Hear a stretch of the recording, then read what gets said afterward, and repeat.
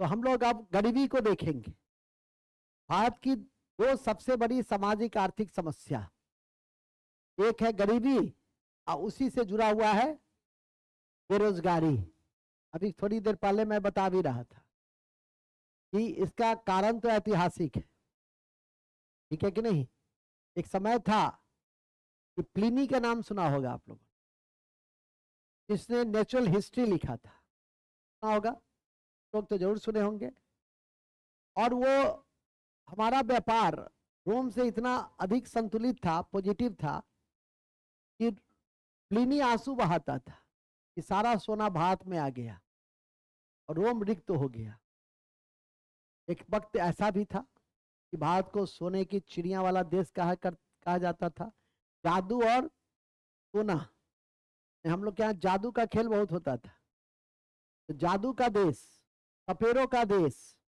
एक इतिहासकार थी रोमिला थापर, जिन्होंने अपने किताब में लिखा, पहला प्रीफेस में, प्रीफेस होता है प्रस्तावना में, अपनी जो किताब थी, यूरोपीय लोगों के मन में भारतीय क्या थे, तो सपेरों का देश था, ठीक है, जादू टोना का देश था, ठीक है। एक समय तक यही मान्यता स्थापित रही, सोने का देश था। तब ना विदेशियों का आगमन हुआ भविष्य में, या उसके पहले विदेशियों का आगमन, सबसे पहले तो भारत पे ईरानी आक्रमण ही हुआ 519 ईसा पूर्व में। ईरानी दैरियस प्रथम का ईरानी आक्रमण है, अरबों का आक्रमण हुआ, ठीक है। इसी क्रम में तुर्कों का आक्रमण होता है, अरबों में मोहम्मद बिन कासिम 712, तुर्कों का आक्रमण होता है, गजनी गौड़ी। फिर इसी क्रम में अफगान का आक्रमण होता है। फिर कालांतर में ब्रिटिशों का आगमन होता है। आक्रमण नहीं होता है, आगमन होता है। आक्रमण का क्या हुआ जी? क्या हुआ, काट लिया क्या? स्त्रियोचित गुणों से ऊपर उठो। रजिया का नाम सुनी हो? रजिया का मध्यकाल की पहली महिला शासिका थी। पतन का कारण यही था, ठीक है कि नहीं। इसलिए लड़की को जब बड़ा बनना हो तो अपने स्त्रियोचित गुणों से ऊपर उठो। आई गुई इन सब से ऊपर उठी, ठीक है कि नहीं। चलिए खैर मूल में आ जाइए। मूल यह थी कि जैसा कि अभी ज्ञान की बातें मैं बता रहा था, प्लिनी नेचुरल हिस्ट्री, डारियस प्रथम ईरानी, आगमन होता है किसका? पुर्तगाली का नहीं, सबसे पहला आगमन होता है, पूरी एक यूरोपियन आगमन का वीडियो अपलोड है, उसको आज जाकर देख लीजिए, ठीक है। बहुत ज्यादा उसमें कॉन्सेप्ट, इंफॉर्मेशन सभी कुछ दिया हुआ है। अब वो सारी कक्षा को तो यहाँ पर खोली नहीं जा सकती है। तो एक समय ऐसा भी था, फिर आया ब्रिटिशों का शासन, स्थापित हुआ ड्रेन ऑफ वेल्थ, जो गरीबी का आधार बना। तो देखो, सोने के चिड़िया वाला देश क्या हो गया? ड्रेन ऑफ वेल्थ, गरीबी का मुख्य कारण। वहां तक हम पहुंच गए। गरीबी क्या है? गरीबी एक स्थिति है, सामाजिक आर्थिक स्थिति है, कि जब व्यक्ति को न्यूनतम सुविधाएं प्राप्त नहीं होती है, रोटी, कपड़ा, मकान, ये जब प्राप्त नहीं होती है, तो उस स्थिति को क्या कहते हैं? उस स्थिति को गरीबी कहते हैं। रोटी, कपड़ा और, लेकिन इंडेक्स बदला, समय बदला, अब इंडेक्स बदल गया, अब बहुआयामी गरीबी सूचकांक आ गया, इसमें कई इंडिकेटर्स, 10 इंडिकेटर्स को जोड़ दिया गया। उसमें शिक्षा भी आ गया, उसमें फर्श भी आ गया, बिजली भी आ गई, कि गरीबी के नीचे रहने वाले कौन से लोग होंगे। तो इस 10 इंडिकेटर में जो नहीं है, ठीक है कि नहीं, 10 इंडिकेटर से जो ऊपर है वो गरीबी रेखा के ऊपर है, बीपीएल के ऊपर है। जमाना तो अब आईपीएल का है, आप लोग आईपीएल को ज्यादा जानते होंगे। Indian Premier League, Mitchell Starc, Australia का सबसे महंगा खिलाड़ी, जो आईपीएल में बिका। तो मैंने कहा ही कि आईपीएल को ज्यादा जानता है बच्चा, बीपीएल को कम जानता है। बीपीएल में बताना पड़ता है कि बिलो पॉवर्टी लाइन क्या होता है, समझाना पड़ता है, लेकिन आईपीएल हमको समझाना पड़ता है कुछ नहीं। कब से शुरू हुआ आईपीएल का इतिहास? हो सकता है कि हम किसी लड़के को मौका दे दे तो फिर हमें मौका नहीं देगा बोलने का। नहीं, आईपीएल पे इतना ज्यादा आप लोग इंफॉर्मेशन गैदर करके रखे, अच्छी बात है, रखनी भी चाहिए, लेकिन सभी क्षेत्रों में रखना चाहिए, सिर्फ आईपीएल में ही नहीं रखने की जरूरत है। तो शुरू करें, तो गरीबी से हम शुरू करना चाहेंगे, तो लिखेंगे गरीबी और बेरोजगारी भारत की दो सबसे बड़ी सामाजिक आर्थिक समस्या है। गरीबी और बेरोजगारी भारत की दो सबसे बड़ी सामाजिक और आर्थिक समस्या है।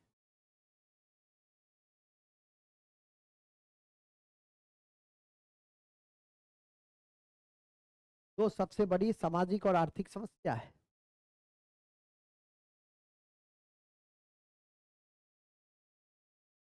सामाजिक आर्थिक समस्या है। सामाजिक आर्थिक समस्या है। इस कड़ी में गरीबी उस स्थिति को कहते हैं, गरीबी उस स्थिति को कहते हैं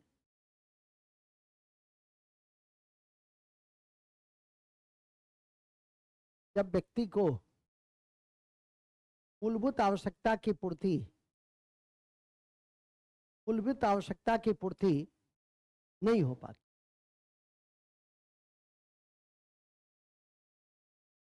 मूलभूत आवश्यकता की पूर्ति नहीं हो पाती, जैसे रोटी, कपड़ा और मकान। बन के हैं तीन निशान, रोटी, कपड़ा और मकान। रोटी, कपड़ा और मकान।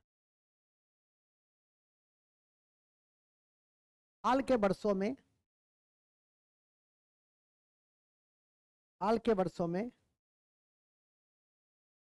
गरीबी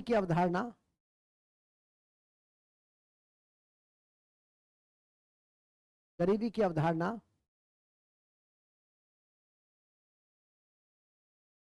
में बदलाव आया है।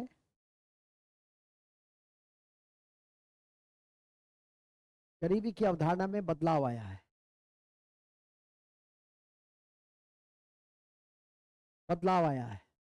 और इस कड़ी में बहुआयामी गरीबी सूचकांक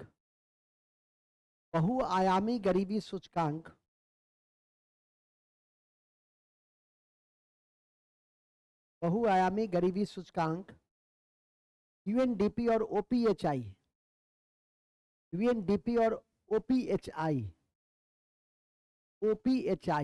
ओपीएचआई का मतलब होता है Oxford poverty human development initiative. इधर लिखो ना, यूएनडीपी प्लस ओपीएचआई। ओपी लिखना नहीं जानते हैं? बहुआयामी गरीबी सूचकांक यूएनडीपी प्लस ओपीएचआई के द्वारा जारी किया गया। ओपीएचआई के द्वारा जारी किया गया।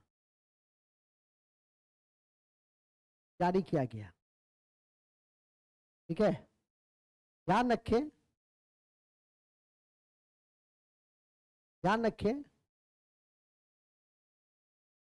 इस सूचकांक के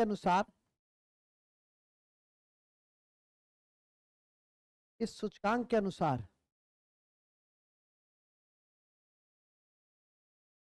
अभी भी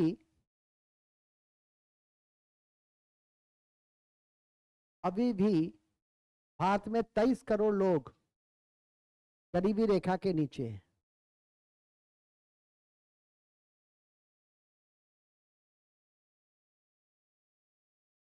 गरीबी रेखा के नीचे है।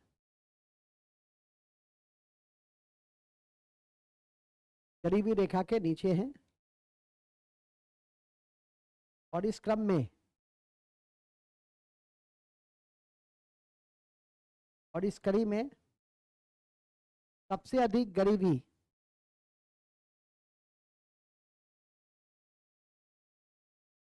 गरीबी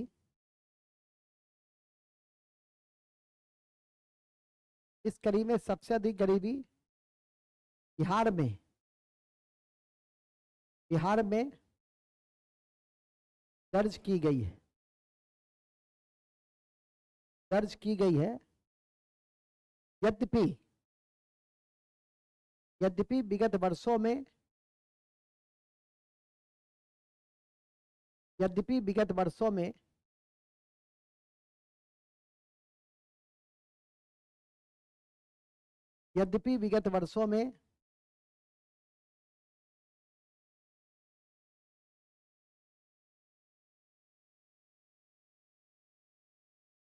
उठ जाइए श्रीमान, चलिए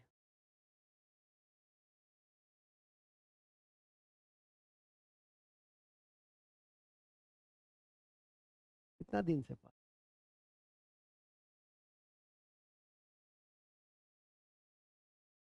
कभी किसी को बात करते हुए देखे? अभी मोबाइल क्या किए तो क्या संदेश में?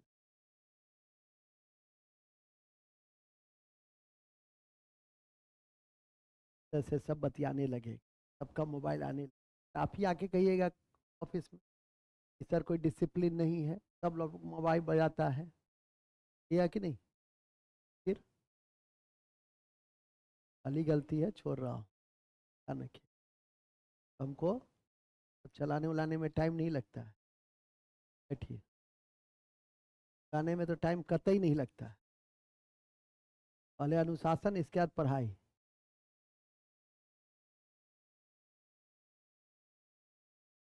पति ले लेता है, इतना महत्वपूर्ण ससुराल से था, पापा जी को नहीं मालूम है कि क्लास में बैठे हुए हो? गार्जियन भी हद हैं, पापा जी को नहीं मालूम है क्लास में हो?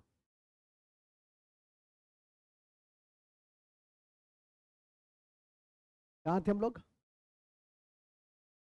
साथ साथ देखते हो, ये बंगाली है, अपने साथ साथ बाबू को भी, माता जी को भी, सबको क्या करेगा? बंगाली यदि अपने डांट खा जाएगा तो अपने नहीं छोड़ेगा, सब परिवार के सब सदस्य को जब तक वो पिटाई नहीं खिलाएगा तब तक छोड़ाएगा नहीं। ट्रेन वाला बात मालूम है ना? सीट को लेकर एक बंगाली परिवार जा रहा था, तो पहले झगड़ा हो गया बिहारी से, बिहारी तो बिहारी होता है, थूर दिया, तो कहा मारो को मारून छो तो मारून छो, हमार पत्नी को मार के देखन छो तो हम दिखाई छो, पत्नी को भी थूर दिया, तो कहा कि पत्नी को थुरन छो तो थुरन छा, हमारे बेटा के थूर के देखे तो दुखान छा, उसको भी थूर दिया, बिहारी तो था।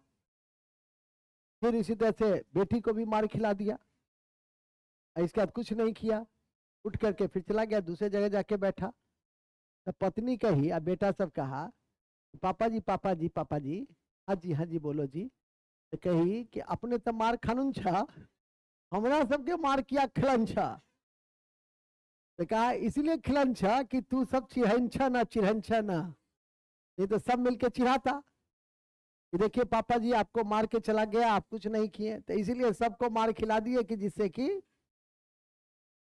तो वही ये काम किया, अपने तो डांट खा ही रहा है, और पिताजी के संदर्भ में भी कि बात इंप्रेशन आपके पिताजी के प्रति अच्छा नहीं बना, ये तो जानकारी में रहनी चाहिए कि मेरा बच्चा 10 बजे तक, 11 बजे तक, 12 बजे तक क्लास में बैठता है, नहीं ऐसी कौन सी आवश्यकता हो गई? क्या बहुत बड़ी आवश्यकता थी कि आपसे राय विचार करने की जरूरत हो गई? सब चीजों को अपने स्तर से गार्जियन को भी कह दीजिए, पापा जी 12 बजे तक मैं क्लास में रहूंगा, क्लास में आप डिस्टर्ब ना कर, क्या दिक्कत है? सब चीज तहजीब है। चलोगे बड़े बैठक में बैठे रहोगे सीएम के साथ, डीएम के साथ, फिर डीएम रहोगे तो पीएम के साथ, और कहोगे हाँ बाबू कह की बात छो, तब अनुशासनहीनता मानी जाती है। समझ में आ गई कि नहीं आज? चलो ठीक है, कहाँ थे हम लोग? हम लोग थे बड़े अच्छे जगह पे, हम लोग थे बहुआमी गरीबी सूचकांक पे विगत वर्षों में सबसे तेज गिरावट सबसे तेज गिरावट बिहार में ही दर्ज की गई। सबसे तेज गिरावट बिहार में ही दर्ज की गई।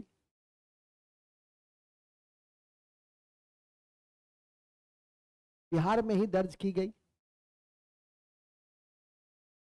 आंकड़ा लिख देंगे 51.89 से घटकर 51.89 से घटकर 51.89% से घटकर, हो सकता है 51 नहीं लिखना आता हो, ये लिखा थी 51.89 से प्रतिशत से घटकर 33.76% 76% हो गई है। 76% हो गई है। 76% हो गई है। ठीक है, तो ध्यान रखिएगा कितना परसेंटेज हो गई है, 76%। इस लाइन को याद रखिएगा कि वर्तमान में कितना हो गया है, वर्तमान में कितना हो गया है 33.76। ये ज्यादा इंपॉर्टेंट है। अभी बीपीएससी भी परीक्षा लिया था, उसमें भी एक क्वेश्चन पूछा था, आपकी परीक्षा में ही पूछा जा सकता है कि सबसे तेज गिरावट वाला कौन सा राज्य है गरीबी में, तो बिहार। अब बिहार के बाद है मध्य प्रदेश, लिखेंगे पैराग्राफ चेंज करो, बिहार के बाद मध्य प्रदेश और उत्तर प्रदेश का स्थान है। मध्य प्रदेश और उत्तर प्रदेश का स्थान है।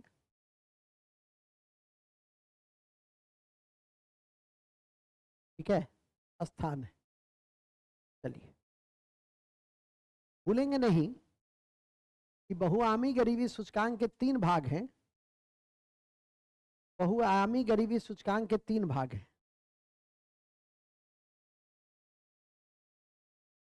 बहुआयामी गरीबी सूचकांक के 3 भाग हैं।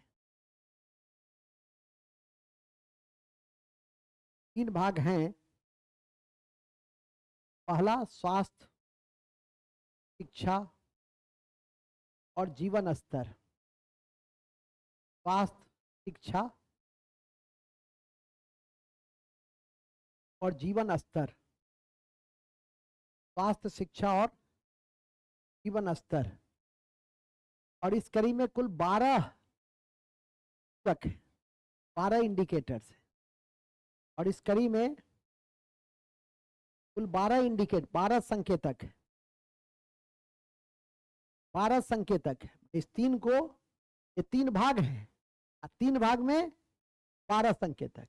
तो परीक्षा में जैसे पूछेगा कि बहुआयामी सूचकांक में कितने इंडिकेटर, 12, कितने भाग, तो 12 संकेतक को ज्ञान के लिए लिख लेना है। हर चीज कोई जरूरी नहीं है कि परीक्षा के लिए ही पढ़िए, क्योंकि सबसे इंपॉर्टेंट डायमेंशन है 2021 में यह अवधारणा बहुआयामी गरीबी सूचकांक की आई, यूएनडीपी और ओपीएचआई ने दिया, तो आपको ध्यान रखना चाहिए। अभी बीपीएससी कोई परीक्षा लिया था, उस परीक्षा में 3 क्वेश्चन बहुआयामी गरीबी सूचकांक से।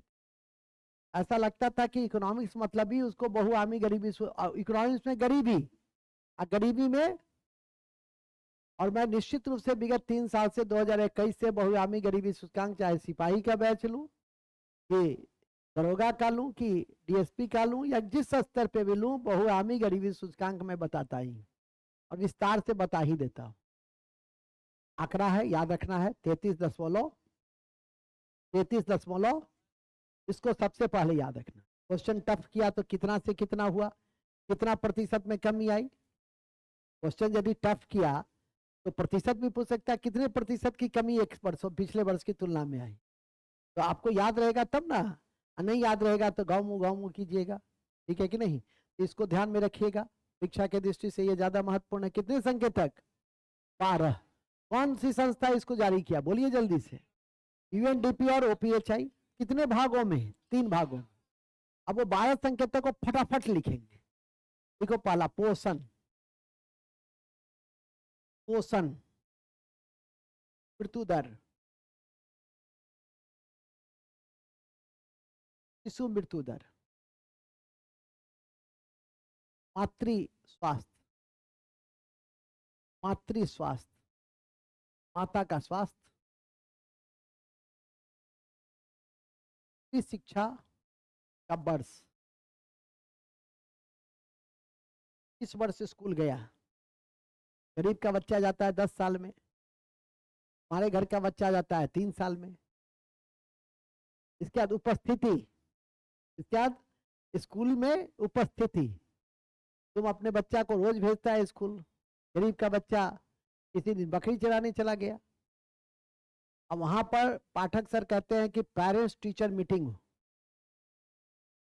तो आके जो गार्जियन है वो कहेगा हाँ हमारे समय किया खराब करे छी अहाँ सब, अपने तो पढ़ाई लिखाई नहीं छी, हमरा सबके बजाई छी, इतना डांटेगा, ठीक है कि नहीं। एक तो पेरेंट टीचर मीटिंग पाठक सर के साथ भी होना जरूरी है। तुम सुदूरवर्ती गांव में जब उनसे सवाल जवाब पूछेगा तब समझ में आ जाएगी कि कितना कठिन है।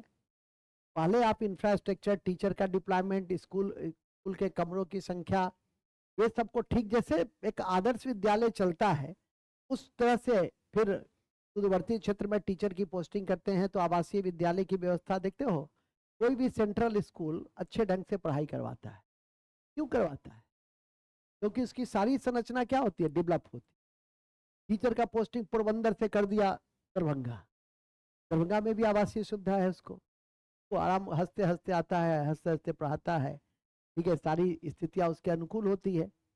यहाँ पे बेचारा जाता है तो पता नहीं कि रात में उसको कहाँ रुकना पड़ गया, तो वो भी नहीं पता। तिलकेश्वर उस ऐसा स्थान में 5 नदी पार करके है, जाने ही में 11 घंटा लगेगा कम से कम, उससे कम समय में तो चेन्नई पहुंच जाए, फ्लाइट से उससे कम समय में चेन्नई पहुंच जाएगा। अब तिलकेश्वर पहुंच रहा है, कहता छी अभी बिहान टप रहल छी, हाँ हाँ अभी अभी मंदिर जे छै ओहिठाम से गुजर रहल छी 6 घंटा के बाद, अभी अहाँ वही छी, अभी तो बाकी है यहाँ के 4टा नदी, ठीक है कि नहीं। तो एक से एक हम लोग के दरभंगा में भी एक से एक क्षेत्र है जहाँ पहुंचना बहुत कठिन काम है। मूल बिंदु पे आ जाइए। मूल बिंदु यह है कि 12 संकेतक में स्कूल की उपस्थिति भी है, उसमें प्रेजेंटेशन रेट क्या है, ठीक है। एक छोटी सी संस्था है, उसमें प्रेजेंटेशन रेट में अनियमितता रहती है, आपको छोड़कर। वो अलिफ लैला है, ये अलिफ मजनू है, सब अलग अलग है। इसको मन होगा कभी आएगी कभी नहीं आएगी, तुम्हारा भी वही हाल है। मतलब बात समझ में आ गई कि नहीं आ गई। लेकिन स्कूल में उपस्थिति दर क्या होनी चाहिए, जितना ज्यादा रहेगा उतना बच्चा सीखेगा। स्कूल में सिर्फ बैठेगा भी ना तो भी सीख लेगा, क्लास में बच्चा बैठेगा भी तो भी सीख लेगा। तो लिखिए, उपस्थिति दर लिख लिए। इसके बाद खाना पकाने का ईंधन, लकड़ी पे पकाते हैं कि गैस पर। गरीब हो, गोबर पे बनाते हो तो और गरीब, गोईठा पे बनाते हो तो और गरीब, गैस पे बनाते हो तो थोड़ा सा ऊपर है। तो खाना पकाने का ईंधन ये भी गरीबी का सूचक है। नेक्स्ट, स्वच्छता, गरीब का घर गंदा होता है, ठीक है। कल मैंने बताया था कि एक मजदूर भी 30,000 कमाता है, 30,000 कमाता है, और एक शिक्षक भी 20,000, 25,000, 30,000 कमाता है। तो दोनों के घर में अंतर पता चल जाए। एक 25,000 में अच्छे ढंग से अपने घर को रखेगा, एक मजदूर अपने घर को उस ढंग से नहीं रखेगा तो उसको किस में डाल देंगे। स्वच्छता क्या है, वही गरीबी का मानक है। ये लिखिए। नेक्स्ट, पानी, पेयजल, पेयजल, शुद्ध पीने का पानी है कि नहीं, कहाँ से लेता है पानी, आरओ पीता है कि तालाब का पानी पीता है, चापाकल का, गरीबी से ऊपर, कुआं का गरीबी से ऊपर, तालाब का गरीबी के नीचे, हाँ, तुम फिल्टर का गरीबी रेखा के ऊपर, तालाब का नहीं पीता है, राजस्थान गए हो, वहाँ गंदा नाला का पीता है गर्म करके, जहाँ पानी नहीं है, ठीक है कि नहीं? तुमको ना पानी पानी है तब बिना पानी वाला लगते हो, तेरा लगता है कि 13 दिन से स्नान नहीं किया है, 3 दिन हुआ, देखिए अपने स्वीकार कर रहा है।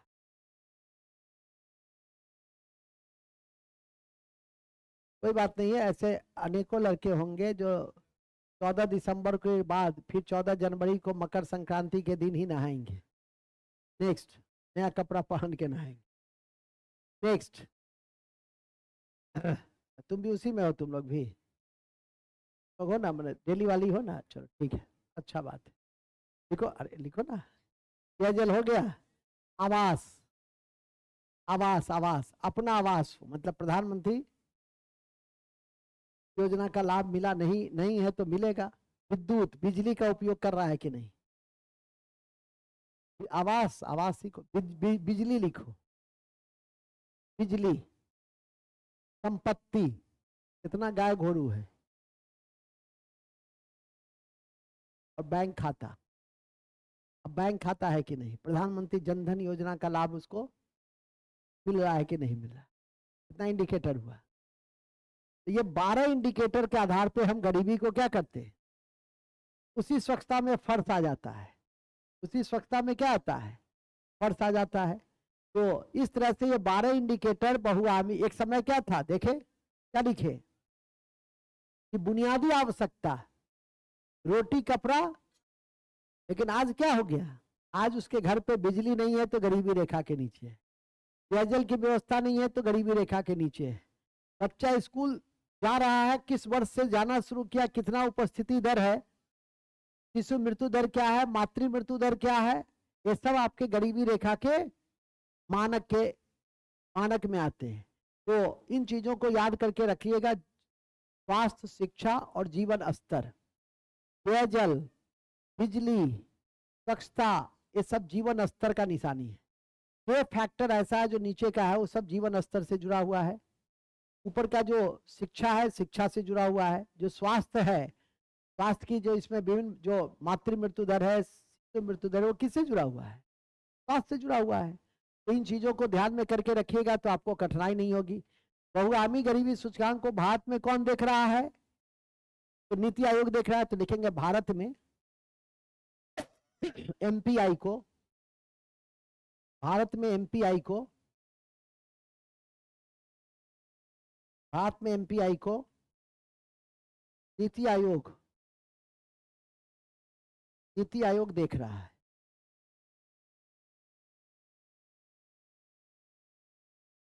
नीति आयोग देख रहा है, ठीक है, नीति आयोग देख रहा है। इस कड़ी में सुधार के लिए भारत सरकार ने अनेक योजनाओं को मूर्त रूप दिया है, अनेक योजनाओं को मूर्त रूप दिया है, जैसे स्वच्छ भारत मिशन, जैसे स्वच्छ भारत मिशन, स्वच्छ भारत मिशन पूरा, पोषण अभियान, प्रधानमंत्री पोषण अभियान, पोषण अभियान से एनीमिया मुक्त भारत बनेगा। पोषण अभियान से क्या बनेगा, एनीमिया मुक्त, एनीमिया का मतलब जिसका कोई मियाँ,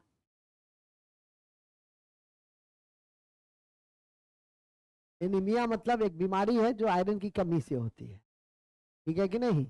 हमने हाथ में कहा कि एनीमिया मतलब जिसका कोई, तो इधर से कहती है मियाँ नहीं हो, हद हो तुम लोग। तो आयरन की कमी से एनीमिया होती है, इसीलिए आजकल ग्रामीण स्तर पर स्कूलों वगैरह में भी आपको जहाँ पे आयरन की कमी होती है वहाँ आयरन की टिकिया दी जाती है। पानी में भी आयरन होता है, ठीक है कि नहीं। अधिक आयरन हो गया तो सिडोरोसिस नामक बीमारी भी हो जाएगी। कहते हैं ना कि अति सर्वस्त्र वर्जते, हमारे संस्कृत में कई चीज बहुत अच्छे उक्ति में, अति सर्वस्त्र वर्जते मतलब किसी चीज की अति क्या है, उससे बचना चाहिए। ठीक है, ठीक, अति हो गया तो भी गड़बड़। मूल बिंदु पे आ जाइए। मूल बिंदु यह है और कौन सी योजना चलाई गई? उज्ज्वला योजना। गैस जो चूल्हा पहुंचा गांव में, पहले एक समय था कि गांव की महिलाएं गाय आगे आगे और पीछे पीछे चिट्टा होता है ना, टोकरी, उसको लेकर महिलाएं चलती रहती थी। अभी भी अब बहुत कम ही हो, अब ऐसा नहीं है, अब हमको दिखाई नहीं देता है।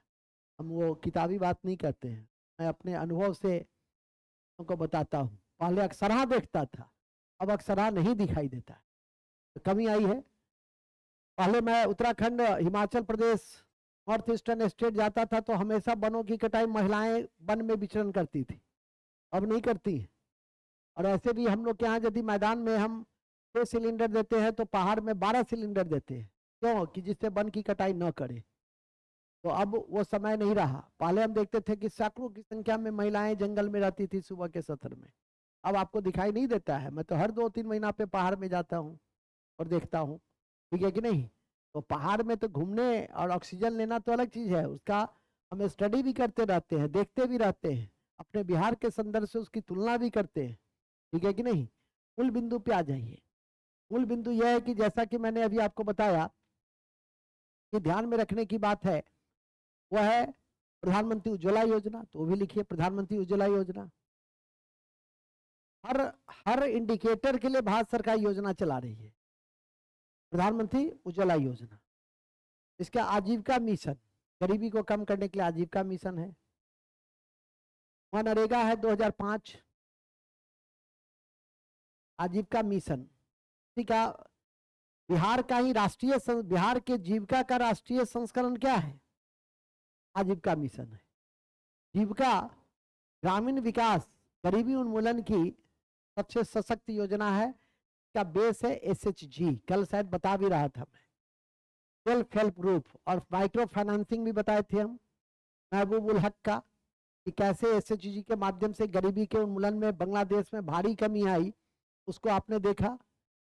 इसके बाद आपका क्या, मनरेगा, रोजगार भी चाहिए गरीबी से निपटने के लिए, तो मनरेगा 2005 हमने शुरू किया, तो लिखेंगे मनरेगा 2005, 2005, ठीक है कि नहीं? इसके बाद PDS, सार्वजनिक वितरण प्रणाली ऑब्लिक प्रधानमंत्री गरीब कल्याण अन्न योजना। सार्वजनिक वितरण प्रणाली ऑब्लिक ऑब्लिक ऑब्लिक ऑब्लिक प्रधानमंत्री गरीब कल्याण अन्न योजना। हाँ जी, अन्न योजना, अन्न नहीं, अन्न, अन्न, ग्रेन, ग्रेन, जिसको 2029 तक के लिए हम एक्सटेंड कर दिए हैं। पहले था कि 2023 में हम समाप्त कर देंगे, लेकिन देखे हमारे मोदी साहब ने कि अरे ये तो बड़ा लोकप्रिय हो रहा है, हो गया है, समाप्त करेंगे तो प्रतिक्रियाएं होंगी, तो बढ़ा दिया 5 साल, ठीक है कि नहीं? हाँ, 28 तक बढ़ा दिया। खेती भी नहीं करता है तो नहीं देना चाहिए था। हाँ जी सर, हमारे जैसे जमींदार लोग जो है ना, चाहते नहीं कि गरीबी दूर हो। तुमको अखरता है कि गरीब जो है आराम से बैठा है, तो तुमको अखरता है कि बाहरी सामंतवादी प्रवृत्ति का व्यक्ति, कहते हैं ना, देखन में छोटन लगे घाव करे गंभीर। आगे लिखो, सामंती मानसिकता से ऊपर उठो, गरीबों को भी आराम करने दो यार, जानम समझा करो, कितना बार कहता हूं, समझता नहीं है जानू। चलो देखो आगे लिखो, देखो क्या कहा, समझे? अभी तुम लोग नहीं सुने, कहा कि सर इसके कारण जो है ना, तो लेबर सब बैठा रहता है, कोई खेती करना नहीं चाहता है। मैंने इसको, तुम खेती करता है, खेती करता है भाई? हाँ कहा थे, क्या कहा, क्या कहे? बोलो बोलो बोलो, ज्ञान की बातें हैं तो कहो, नहीं है तो मुंह बंद रखो। चलिए खैर, इसके अलावा भी ये सब तो चल ही रहा है। बिजली में आज गांव गांव तक हम बिजली पहुंचा दिए, सौभाग्य योजना, ठीक है कि नहीं? तो लिखेंगे सौभाग्य योजना, सौभाग्य, सौभाग्य योजना, बिजली, ब्रैकेट में लिखेंगे बिजली पहुंचाए। सौभाग्य योजना का संबंध किससे है? शिक्षा के स्तर में, कि गरीब के बच्चे भी पढ़े, ठीक है कि नहीं? एक समय था कि आज जितने भी लीडिंग पद पर हैं वे 90% लोग सरकारी विद्यालय के ही प्रोडक्ट हैं, ठीक है कि नहीं? ये 90 के बाद विभिन्न राज्यों में बिहार उनमें से अग्रणी राज्य है जहां सार्वजनिक और सरकारी शिक्षा की व्यवस्था कमजोर होती हुई दिखाई थी।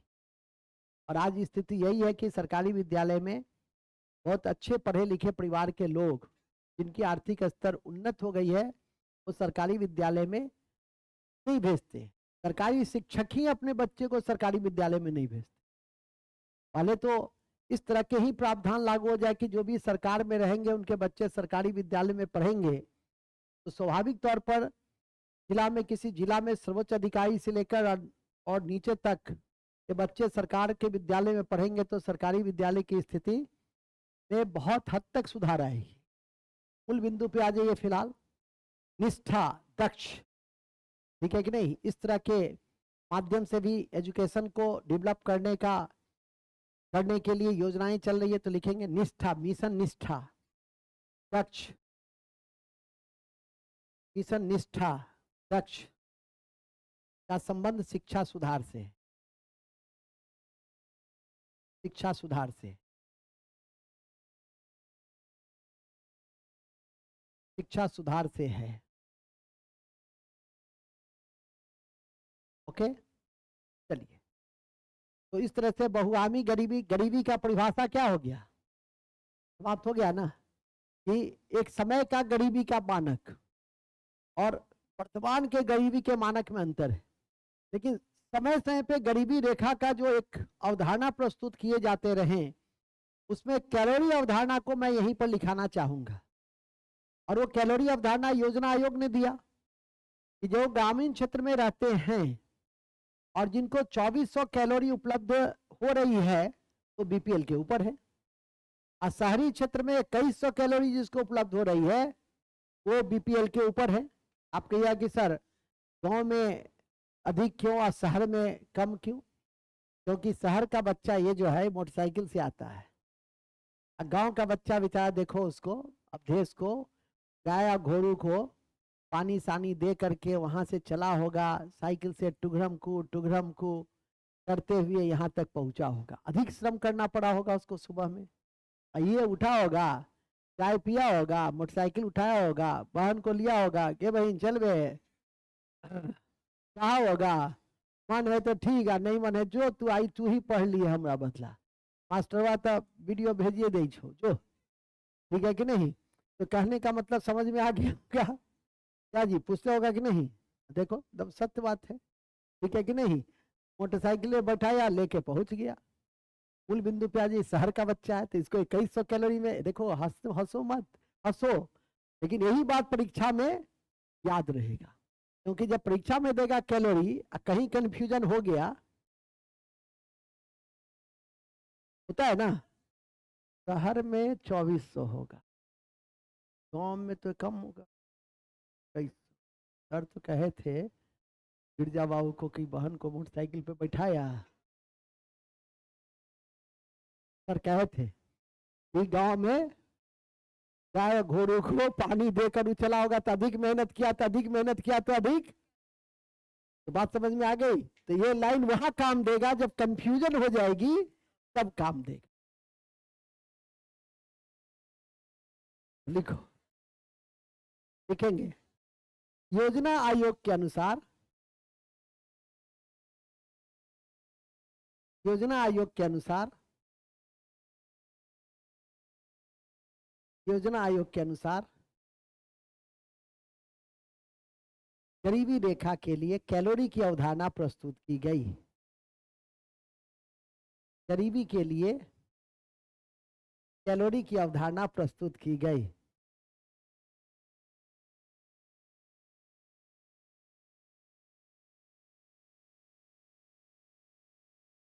कैलोरी की अवधारणा प्रस्तुत की गई।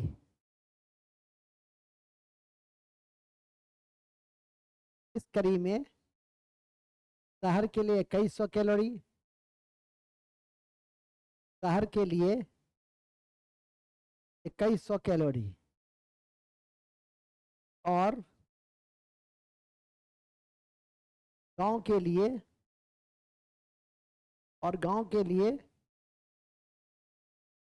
2400 कैलोरी का निर्धारण किया गया। गांव के लिए 2400 कैलोरी का निर्धारण किया गया। कालांतर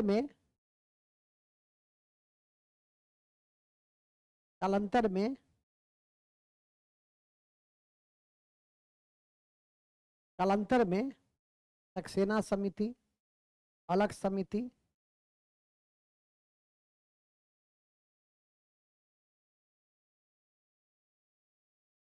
कालांतर में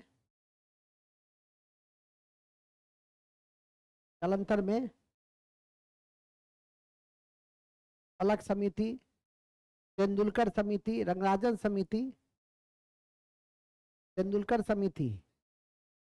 और रंगराजन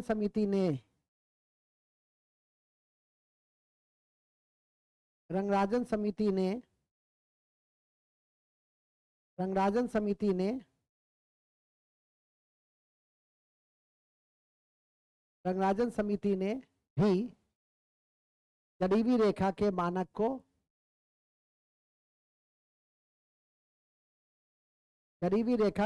को निर्धारित किया।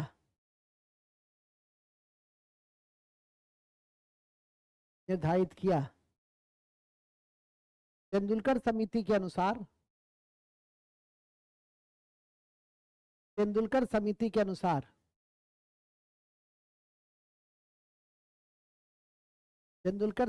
अनुसार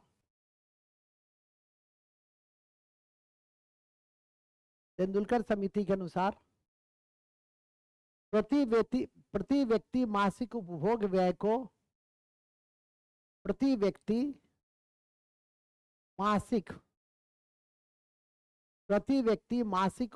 व्यय को आधार बनाया गया। कैलोरी के स्थान पर प्रति व्यक्ति मासिक उपभोग व्यय को आधार बनाया गया। इस कड़ी में शहरी क्षेत्र में 33 रुपया प्रतिदिन, शहरी क्षेत्र में 33 रुपया प्रतिदिन, तो महीना में कितना हुआ? 1000 रुपया। 1000 रुपया कोई कमा रहा है तो गरीबी रेखा के क्या मान लिया तेंदुलकर ने ऊपर, तो 33 रुपया प्रतिदिन। और गांव में 27 रुपया प्रतिदिन उपभोग व्यय कर रहा है, 27 रुपया प्रतिदिन। उसको 30 से गुना कर देना, परीक्षा में आएगा तो 30 से गुना कर देना।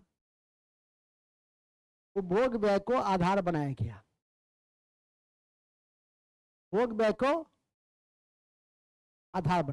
तब क्या हुआ सो सुनो। जब तेंदुलकर ने अपनी रिपोर्ट दी, सुप्रीम कोर्ट ने, किसी ने पब्लिक इंटरेस्ट लिटिगेशन दायर किया। जनहित याचिका की कड़ी में सुप्रीम कोर्ट ने कड़ी फटकार सरकार को लगाई।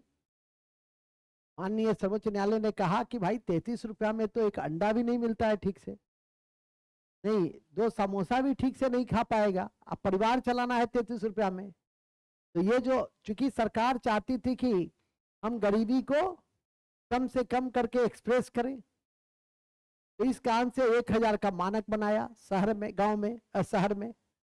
और गांव में 816 रुपया का मानक बना दिया। 27 और 33, 27 रुपया गांव में और शहर में 33 रुपया।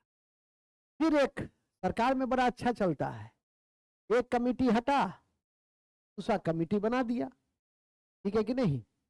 तो दूसरी कमेटी बन गई जिसका नाम था रंगराजन समिति।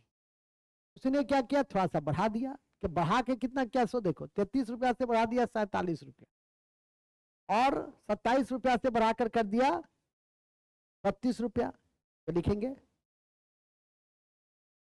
कालांतर में रंगराजन समिति ने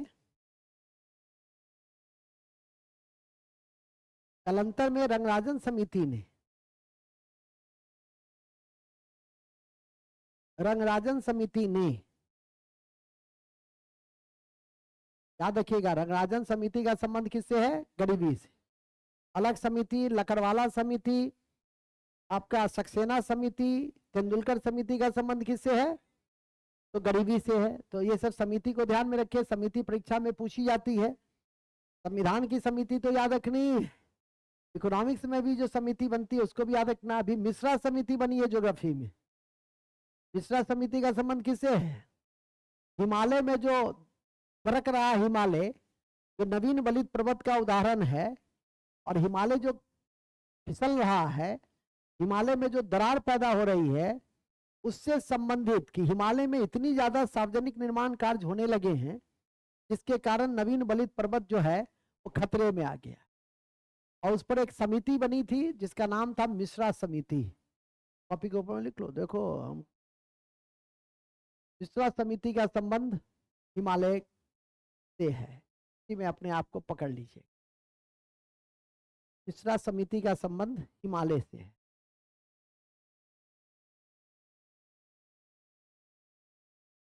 मिश्रा समिति का संबंध हिमालय से। जाओ कॉपी 20 बार पढ़ लेना। तो उठो, कॉपी उल्टो, जो पढ़ लिए, जो सब्जेक्ट नहीं पढ़ते हो, पक्का ना? डर है? पक्का ना? चलो ठीक है। नेक्स्ट हम लोग थे कहाँ? तो रंगराजन ने क्या कहा? 47 रुपया प्रतिदिन, और 33 से बढ़ाकर 47 किया, और 27 से बढ़ाकर लिख दो।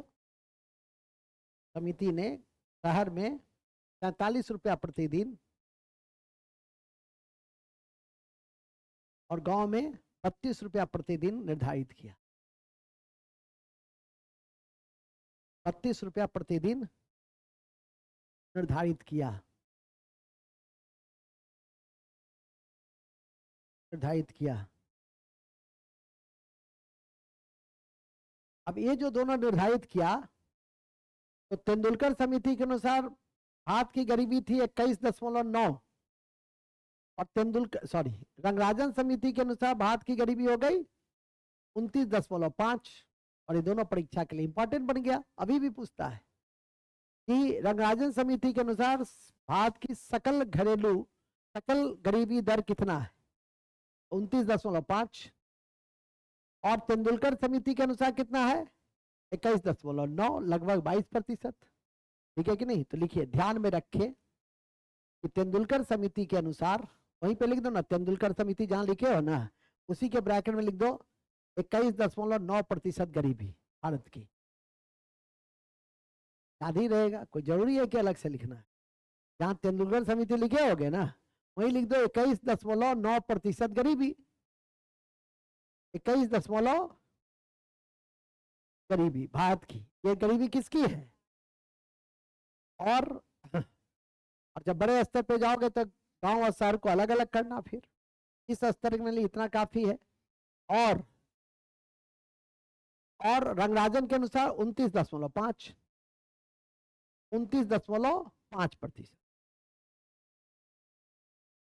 ठीक है, चलिए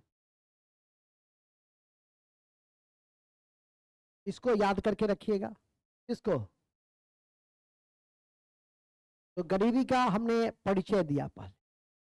अब गरीबी के परिचय की कड़ी में एक विश्व बैंक ने भी अवधारणा प्रस्तुत की कि जो लगभग $2, पहले $1 का कॉन्सेप्ट था, अब कहा कि नहीं, $1.9 से यदि कोई कम कमा रहा है, मैंने लगभग 160 रुपया से कोई कम कमा रहा है, तो गरीबी के नीचे आएगा। ये विश्व बैंक की, तो उस अनुसार तो भारत की गरीबी 50% से ऊपर टप जाएगी। ठीक है कि नहीं? तो भारत तो अपने फॉर्मूला के अनुसार चलता है, तो लिखेंगे नोट, विश्व बैंक के अनुसार, पिछली कक्षा में मैंने $1 पढ़ाया था, अब की कक्षा में 1.9। ठीक है, ऐसा नहीं कि श्रीमान बार पढ़ाए थे एक, अरे मैंने तो कहा ही कि आंकड़े बदलते, इकोनॉमिक कोई हिस्ट्री तो है नहीं, ईरान की जगह हम पढ़ा देंगे अरब पहले, नहीं, हिस्ट्री में तो फिक्स है। इकोनॉमिक्स में क्या है? चेंजेबल है। तो लिख देंगे क्या लिखे के अनुसार $1.9, $1.9 को गरीबी का आधार बना के।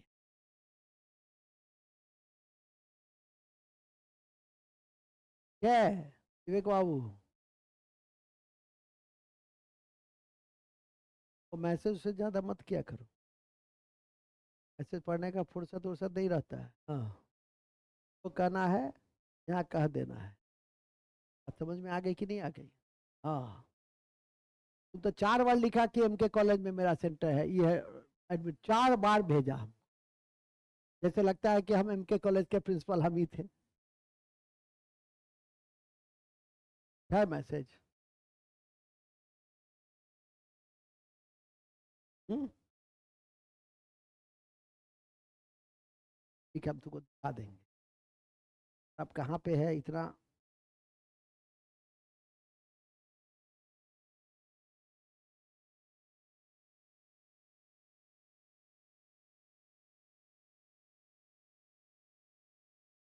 क्या एडमिट कार्ड है? एडमिट कार्ड का फिर नीचे लिखा है एमके कॉलेज में सर मेरा सेंटर है, फिर लिखा है नमस्ते सर, धीरज सर को भी बोल दिए हैं सर, नमस्ते सर, प्रणाम सर, लेकिन मैसेज का रिप्लाई क्यों नहीं दे रहे हैं सर? धीरज सर को बोला तो हमको लिख,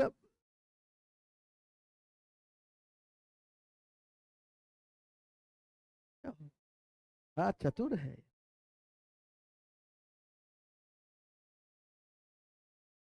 चलिए आगे चलिए, ठीक है। देखो ना, हम पढ़ाने लिखाने पे बल देते हैं, और वो लिखो बात खत्म है। क्या हम कितना बार कहें कि मेरे जेब में भी रहेगा तो भी नहीं देंगे, तुम्ही को नहीं, अपने घर में भी किसी को नहीं देंगे। कई बार मैं बहुत महत्वपूर्ण दायित्व पे रहा हूँ, है ना। ओके नेक्स्ट, ऐसा करना होता तो ऐसा का अंत क्या होता है? 1 साल तो रहेगा, के बाद खत्म, समझा? इसलिए पढ़ने पे काम करो, पढ़ने पे बल दो, पढ़ाने में कोई कंजूसी हो तो सो कहो। अभी भी 2-4 घंटा पढ़ा सकते हैं, लेकिन अब सबका देखते हो उसका धुआं निकल रहा है मुंह से, बोल रहा है रुक जाओ रुक जाओ। समझो, तुम ही तो मेरी वेदना को समझते हो। कहता है क्या कि सर हम लोग तो बैठे हुए हैं तो कोई दिक्कत नहीं है, आप तो खड़े ही हैं, और उसके बाद भी खड़े हैं अभी शाम तक, रात के 9:30, समझा? हाँ देखो आगे। चलिए खैर, कहाँ थे हम लोग? तो हो गया ना, तो परिचय कंप्लीट हुआ ना, गरीबी क्या है। अब गरीब नहीं हुआ कंप्लीट, इससे ज्यादा क्या होगा?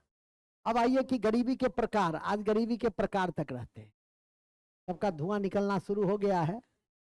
कल भी है, कल भी पूरा है, कल गरीबी पूरा करेंगे, योजना पूरा करेंगे, बेरोजगारी भी संभव हुआ तो बेरोजगारी को भी, गरीबी बेरोजगारी को एक साथ समाप्त कर देंगे। चलो लिखेंगे, हालांकि गरीबी बेरोजगारी दोनों एक दूसरे से इंटरमिक्सिंग ही है, इसलिए समाप्त करने में बहुत टाइम नहीं लगेगा। जो योजना इसमें पढ़ा रहे हैं वो योजना तो उसमें भी रहेगा, गरीबी और बेरोजगारी तो एक दूसरे से जुड़ी हुई है। चलिए अब लिखेंगे गरीबी के प्रकार, 2 प्रकार के, आज प्रकार तक रहते, 2 प्रकार के हैं।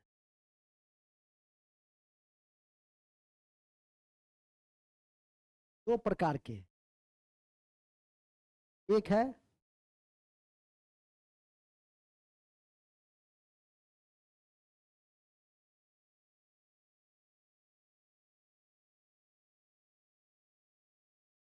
पहला प्रकार है सापेक्ष प्रकार, सापेक्ष गरीबी, सापेक्ष गरीबी, और दूसरा है निरपेक्ष गरीबी। क्या होता है? सापेक्ष गरीबी और दूसरा है निरपेक्ष गरीबी। ठीक है, सापेक्ष क्या होता है? फिजिक्स में पढ़ते होंगे सापेक्षता का सिद्धांत, आइंस्टीन में। तो सापेक्षता का, सापेक्ष मतलब होता है कि एक दूसरे की तुलना में गरीब होना, इसकी तुलना में वो गरीब है, उसकी तुलना में वो गरीब है, उसकी तुलना में वो गरीब है। लड़का के एग्जाम्पल इसीलिए दिया कि कहीं लड़की का देते तो एक दूसरे से झगड़ा भी करती है जी, सर हमको गरीब क्यों माने, तुमको अमीर क्यों माने, तुम्हारा चेहरा ऐसा है इसीलिए माने, पूर्वक कहीं। तो माने नहीं माने, अरे बात को समझो, इसको माने कहाँ कुछ हुआ इसमें। तो इसके तुलना में वो गरीब, उसकी तुलना में वो गरीब, उसकी तुलना में वो गरीब, उसके तुलना में वो गरीब, तो क्या मतलब है ये। और ऐसी गरीबी होती है विकसित देशों में। ऐसी गरीबी क्या होती है, विकसित देशों में सबसे कम लोग जो रुपया कमाते हैं वो 2 लाख कमाते हैं पर महीना। हमारे यहाँ जो बहुत अच्छा नौकरी करेगा तो उसको 2 लाख मिलता है, वो टाइट होके चलता है, वो आता नहीं है। चेहरे पे जितना गंभीरता रखेगा उतना वो बड़ा आदमी कहलाएगा। हमने इस माइथ को तोड़ दिया, ठीक है कि नहीं, कि मैं अपनी तरीके से नैसर्गिक और स्वाभाविक जीवन जीता हूँ, ठीक है कि नहीं।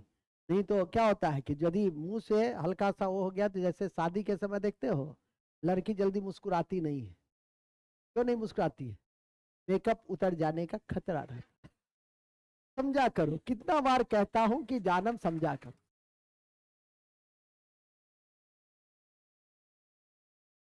लड़के की भी यही स्थिति होती है, वो भी ज्यादा नहीं मुस्कुराता है, उसका भी मेकअप क्या होता है, उसका भी मेकअप उतर जाने का खतरा होता है। चलो खैर, अभी हम लोग वहां से बाहर निकल जाए, ठीक है कि नहीं।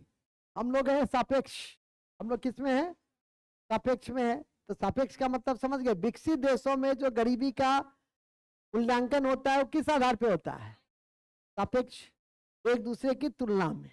निरपेक्ष क्या है, निरपेक्ष है कि मूलभूत सुविधा नहीं मिल पाना, रोटी कपड़ा मकान। अब तो उसमें बहुआयामी गरीबी सूचकांक तो जुड़ गया ना, 12 इंडिकेटर जुड़ गया, तो लिखेंगे सापेक्ष गरीबी। ऐसी गरीबी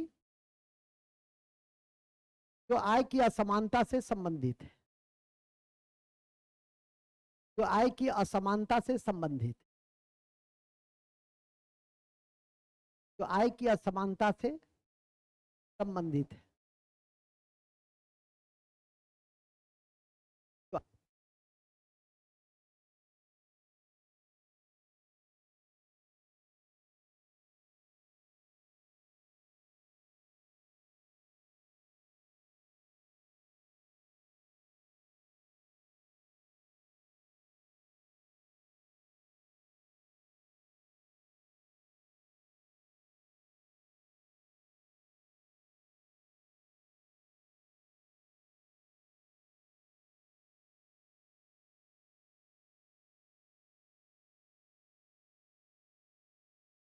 क्या समानता से कौन संबंधित है, कौन सी गरीबी, और ऐसी गरीबी कहां दिखाई देती है, तो लिख दो विकसित देशों में दिखाई देती है, विकसित देशों में दिखाई देती है,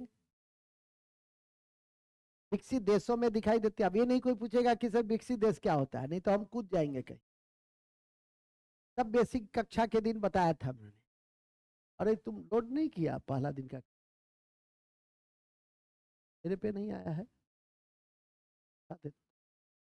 है कि नहीं। इसके बाद आ जाइए, निरपेक्ष गरीबी लिखेंगे, निरपेक्ष गरीबी, ऐसी गरीबी इसमें बुनियादी सुविधा उपलब्ध नहीं होती, बुनियादी सुविधा उपलब्ध नहीं होती। क्या अल्प विकसित देशों में अधिक होता, या अल्प विकसित देशों में अधिक होता, यह अल्प विकसित देशों में अधिक होता,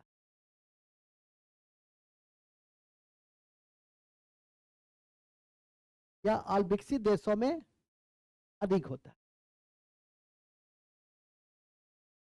या अल्प विकसित देशों में अधिक होता है, और इसे समाप्त किया जा सकता है,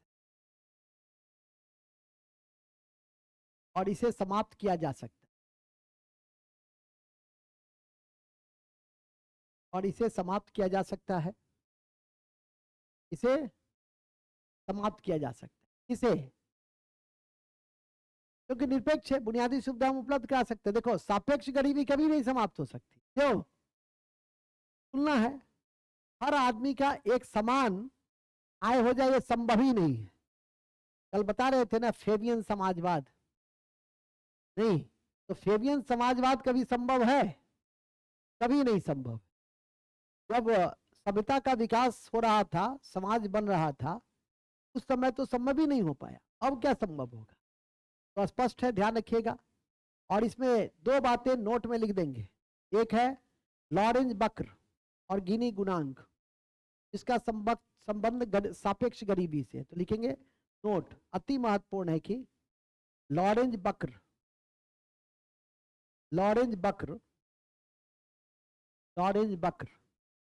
एवं गिनी गुणांक का संबंध, गिनी गुणांक, लॉरेंज बक्र और गिनी गुणांक का संबंध, गिनी गुणांक का संबंध, गिनी गुणांक का संबंध इससे है सापेक्ष गरीबी से, सापेक्ष गरीबी से। दो विधि से हम इसको मापते हैं, एक कौन, लॉरेंज बक्र, और दूसरा कौन, गिनी गुणांक। ठीक है कि नहीं, याद रखिएगा। नोट में ये भी लिख देंगे, भारत का गिनी गुणांक 0.49 है, भारत का गिनी गुणांक 0.49 है, 0.49 है, 0.49 है। बस गरीबी आपकी खत्म ही हो गई। गरीबी के निपटारे के लिए जो कार्यक्रम है, वो कार्यक्रम तो बेरोजगारी का भी है। कल हम लोग बेरोजगारी का देख लेंगे, बात खत्म हो जाएगी। गरीबी का कारण सुन लो, गरीबी का कारण कोई हम निबंध तो पढ़ा नहीं रहे हैं कि गरीबी का कारण को आप लिखिएगा। हालांकि गरीबी का कारण क्या, ऐतिहासिक है, सामाजिक है, आर्थिक है। गरीबी का कारण एक समान रूपों में माना जाता है कि हम संसाधनों का, हमारे पास जो रिसोर्सेज है, भूमि, जल, वन, खनिज, मानव, उसका हम यदि सही तरीके से उपयोग नहीं करेंगे तो क्या रहेगा, गरीबी का प्रतिशत अधिक होगा।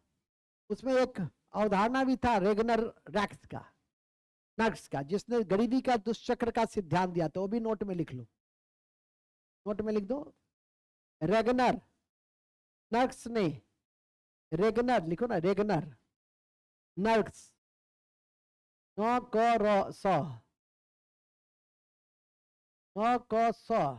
एक्स ने गरीबी के दुष्चक्र की अवधारणा दी थी, गरीबी के दुष्चक्र की अवधारणा दी थी, अवधारणा दी थी, गरीबी के दुष्चक्र की अवधारणा दी थी। ठीक है। नोट नंबर 2, बिहार में गरीबी के दो कारण हैं रूप से। बिहार में गरीबी के दो कारण हैं। पहला, संसाधन का विवेकपूर्ण दोहन न हो पाना, संसाधन का विवेकपूर्ण दोहन न हो पाना, और दूसरा, कृषि और शिक्षा का पिछड़ापन। पहला, संसाधनों का विवेकपूर्ण दोहन न हो पाना, और दूसरा, कृषि और शिक्षा का पिछड़ापन। पहला दिन मैंने बताया था कि कृषि ऐसी हो जो क्या करे, कमाई करे, और शिक्षा ऐसी हो जो रोजगार परक हो। और इसी कड़ी में प्रशांत किशोर जी का एक बात और जोड़ दीजिए कि उद्यम के लिए पूंजी चाहिए। अब पूंजी कौन उपलब्ध कराएगा, बैंक। कल मैं आंकड़ा देख रहा था, विगत 7 साल में भारत सरकार ने बिहार को 64,000 कम रुपया दिया है, 64,000 करोड़ रुपया नहीं दिया है। और बैंक ने 28 लाख करोड़ रुपया राज्य का, जो बिहार को मिलना चाहिए था विगत 10, 12, 13 सालों में, वो पैसा कहीं और दिया। राज्य में 28 लाख करोड़ रुपया यदि वो उद्यमियों को देने लगेगा तो मनी बिगेट्स मनी, पैसा पैसे को क्या करता है, खुद समझो। 2.5 लाख करोड़ का बजट है, तब तो राज्य के विकास का आकार ये है, और 28 लाख करोड़ रुपया यदि आम लोगों तक पहुंचेगा तो हमारे राज्य का परिदृश्य कैसा होगा, इसकी कल्पना की जा सकती। ठीक है कि नहीं। मूल बिंदु यह है, लेकिन हम लोग फोकस किस पे करते हैं, बड़े उद्योग पर। हम लोग को जहां फोकस करने की जरूरत है, जिससे आम लोगों की जीवन की दिशा और दशा सुधरे, गरीबी कम हो, बेरोजगारी तो समाप्त नहीं हो सकता है, लेकिन मिनिमाइज तो हम कर ही सकते हैं। हमने कृषि के विकास के बल पर पंजाब में, हरियाणा में गरीबी को कम किया है। शिक्षा, सामाजिक सेवा के विकास के बल पे हमने केरल में गरीबी कम किया है। उद्योग धंधों का विकास करके हमने महाराष्ट्र, तमिलनाडु और गुजरात में गरीबी को कम किया है। हर राज्य का अपना अपना फीचर है, उस आधार पे गरीबी को कम किया। हमने कोई मॉडल ही नहीं अपनाया है, ठीक है कि नहीं। हालांकि हमारे माननीय मुख्यमंत्री जी का जो दृष्टिकोण है वो सोशल डायमेंशन में ही गरीबी को कम करना है। महिला सशक्तिकरण है उसके उनके थीम कि महिला जीविका क्या है, ग्रामीण विकास और गरीबी को कम करने का मानक है, ठीक है। महिला को शिक्षा देकर, महिला के कॉन्टेक्स्ट में, हालांकि बेचारे विधानमंडल में बोलते बोलते थोड़ा सा कमजोर हो गए, लेकिन दृष्टिकोण उनका बिल्कुल सही था कि महिला यदि सशक्त रहेगी तो बहुत सारे स्तर पर निर्णय लेने में वो सक्षम होंगी, ठीक है कि नहीं। इसी कड़ी में हम लोग गरीबी के कॉन्टेक्स्ट में बहुत सारी चीजों को जाने और समझे। गरीबी और बेरोजगारी की योजना एक ही है, इसलिए कल के प्रथम सत्र में पहले बेरोजगारी को हम समाप्त करेंगे और उसके बाद योजना को, एक बड़े अध्याय को हम, पूरी कोशिश होगी कि 11:30 पौने 12 बजे तक उसको समाप्त करके, और हम लगभग आपका 4-5 चैप्टर हो ही जाएगा। आज भी 2 चैप्टर हो गए हैं, 2 चैप्टर पहले हो गया है। तो इस तरह से धीरे धीरे करके हम लोग कल 5वां और 6ठा चैप्टर, मतलब आधा इकोनॉमिक्स लगभग कल तक आपकी समाप्त हो जाएगी। जय हिंद, वंदे, all the best, thank you very much, बहुत बहुत।